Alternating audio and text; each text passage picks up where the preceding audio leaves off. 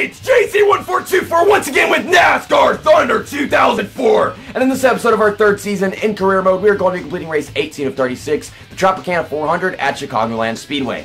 In the last episode, just yesterday, we went to Daytona where I finished in second place to Sterling Marlin after starting in 21st place. So we had a bunch of cars to pass and not much of that actually happened on the track. We took it down pit road and our pit crew in both situations gained us a good bit of time with some 15 seconds, 15.5 second pit stops. I don't know what the first pit stop was, but I know the second one was about 15 seconds.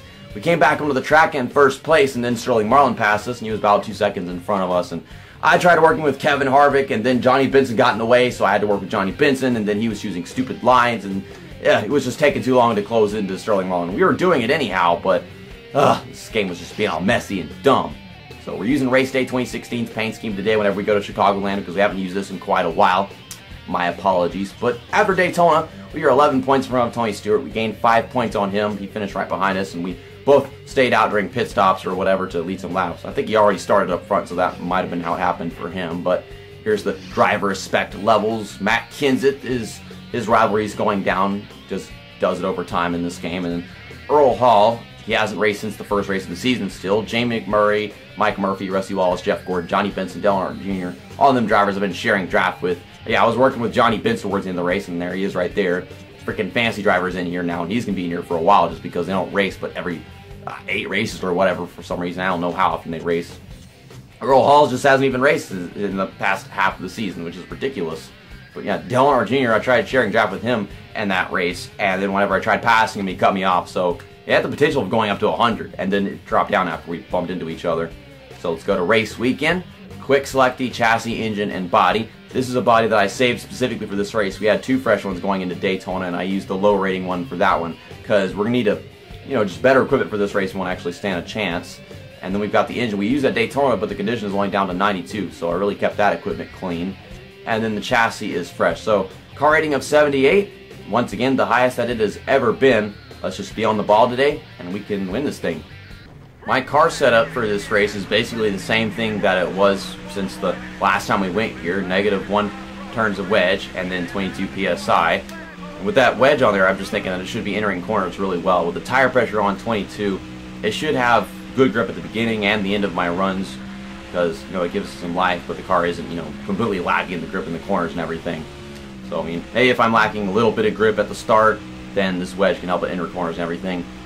This car is kind of free right now. It's kind of wobbly, just steering more than I think necessary. So, how is my outlap? 27th. Could have been a little better, I'm suppose, but just go ahead and get on the brakes a little early. Back on the gas, kind of running that middle line. I want to run closer to the bottom than that, but not too bad of a corner. Let's just try to perfect turn 3. AI, they get on the brakes a little bit earlier than you do here. I like to get on the brakes a little early and then start heading back down.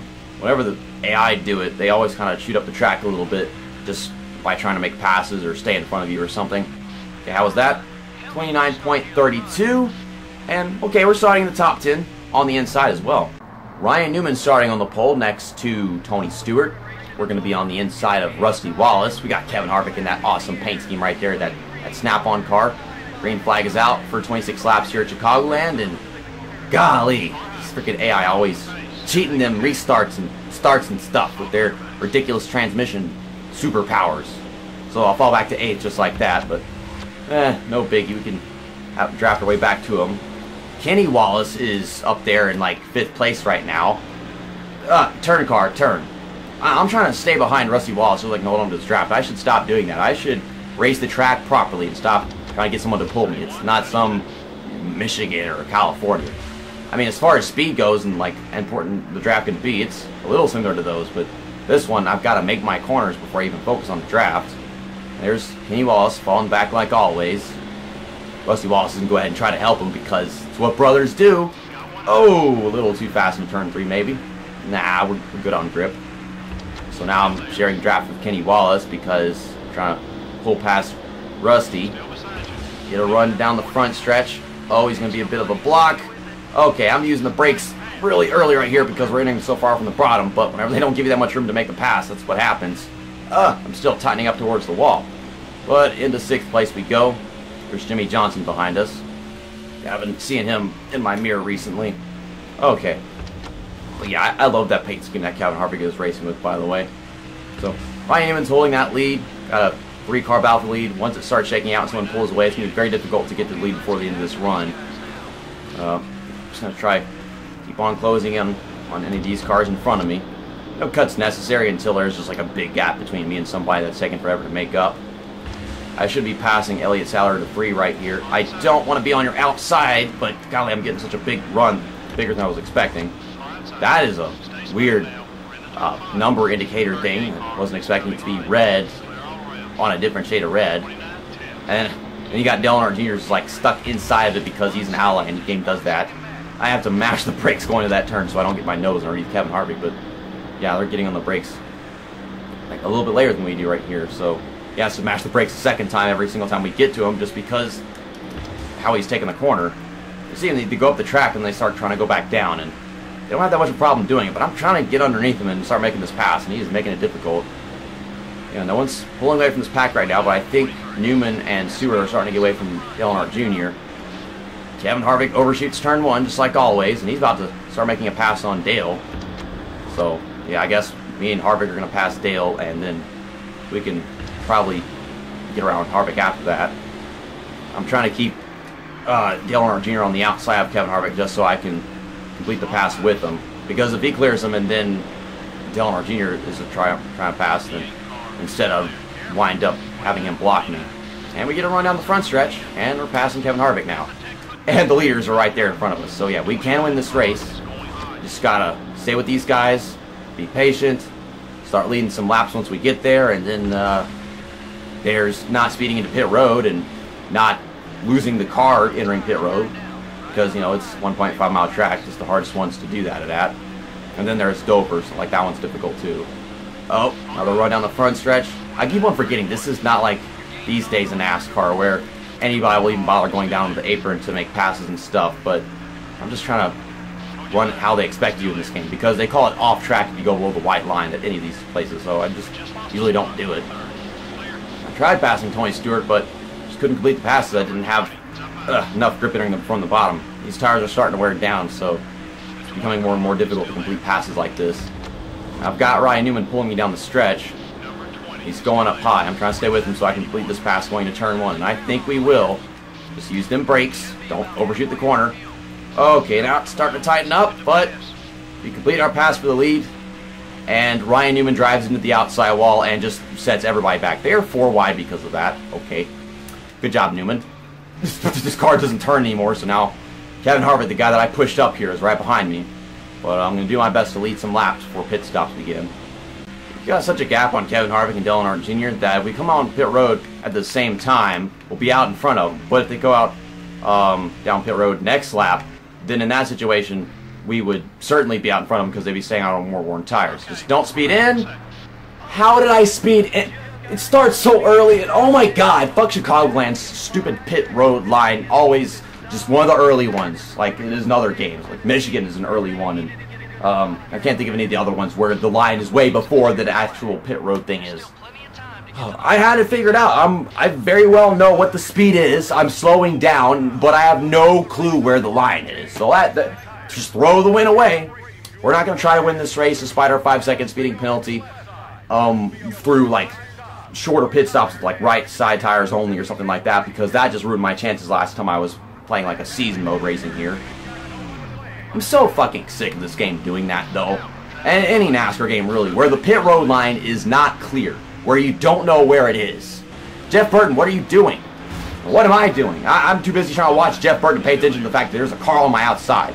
I'm so pissed off that I just threw another race away at Chicagoland because of this stupid fucking pit road line not being clear. Well, I don't know, maybe we'll still get a top 5 finish. That'd be nice. So, I don't know, maybe next season whenever I start last place we'll win here. You know, right? That could be a thing. Who knows? Yeah, freaking Kurt Busch is all over my bumper right now. My front bumper. Then I got Jeff Burton all over my back bumper for whatever reason. Okay, gotta really mash the brakes to get this thing to steer. I should have just turned down the wedge because that would make the car steer better for sure. We still got people pitting and I'm in 11th place, so I mean that's not so bad, but look how much freaking time there is between me and I guess the leader up there. Just 2 groups of cars and everything. Well, I figure I think that's Del Jr. right there. Yes, it is. Jeff Burton with a big run on the inside. I'm too pissed off to give you that much room. Let's just drive this car, drive away from anybody now. I am going to not let anybody by. I'm just going to drive away from all of you guys. And maybe get a top 5. Just got to pass 2 cars, and we'll have that accomplished. And around Rusty Wallace we go. Just like that. And that is 1 car down. And I'm in 5th now. I just passed 1 car, and I got 2 positions. Okay. Got a run on Jimmy Johnson now.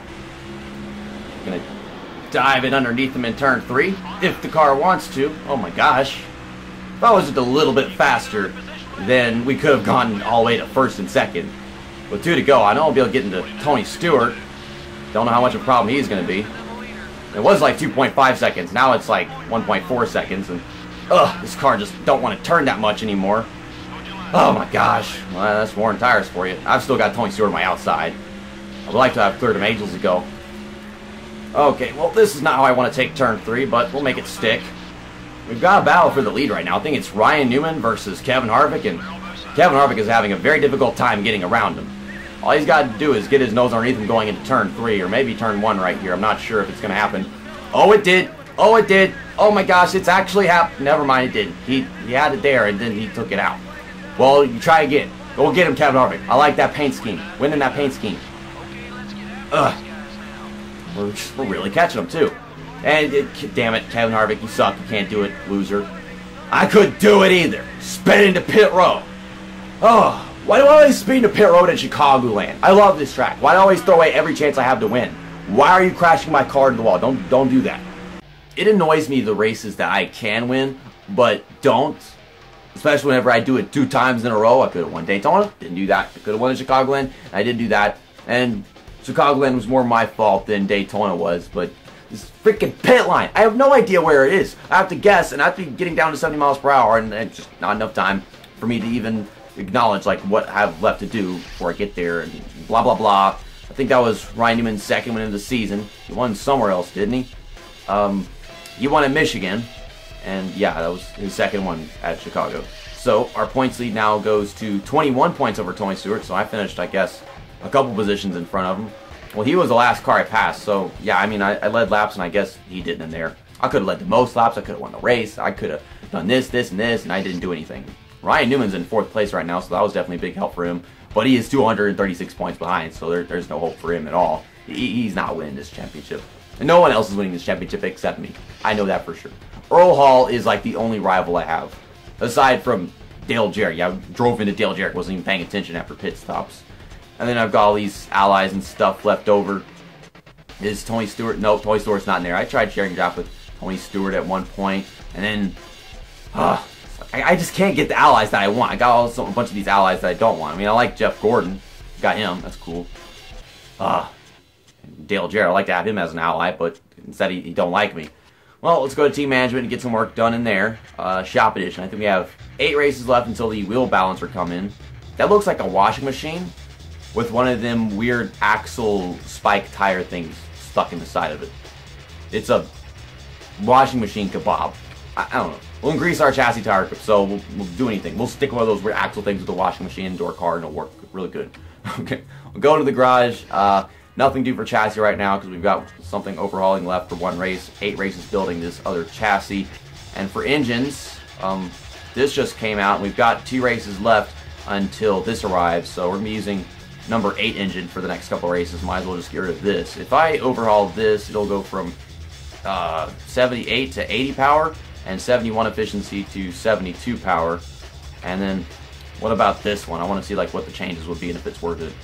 Yeah, like neither of these were, well, I mean, the efficiency will go up to 72, but the power won't be as high, so I mean, I think it's fine if we go ahead and sell this one. I did not mean to back out of that menu. Okay, so $270,000, and that gives us some money back, and we'll be using this for the next couple races, blah, blah, blah, you know the whole deal. And then bodies, same thing as chassis, you know, 8 races building, and then 1 race overhauling left. So, yeah, the condition didn't go too far down for all the equipment that we just used, even though it was kind of bashed around a little bit. Sponsor news, team sponsor expired. I just noticed that. Okay, well, let's go to team sponsor. Let's find a new team sponsor. I gotta change my team name, by the way. Which one pays the most? That's really all that matters, nothing else. Yeah, Coca-Cola. Everything is just Coca-Cola right now. I'm going to be Coca-Cola Racing Family. Can that be my team name? Hopefully that's not too long. Coca-Cola Racing Fa. Coke Racing Family. I mean, Coke is an actual name for Coca-Cola, so I mean, they ain't gonna let me put Coca-Cola in unless I want Coca-Cola Racing Fa. So, Coke Racing Family. Yeah, everything is just Coca-Cola with this car. And this isn't gonna last much longer, but that's gonna stick around until that team sponsor goes away. And I didn't really even look at the happiness ratings just yet, but happiness is 92 with Coca-Cola. I'm glad that this rating did not go down by me signing them as team sponsor. That is great to know because it's done that before. Okay, so got that, and then happiness is 92 with Outback because it's the same ratings. We got their happiness to go up, and we qualified where we needed to, and we finished where we needed to. It's just I didn't finish where I wanted to. Well, see you next time. That's that, and episode over.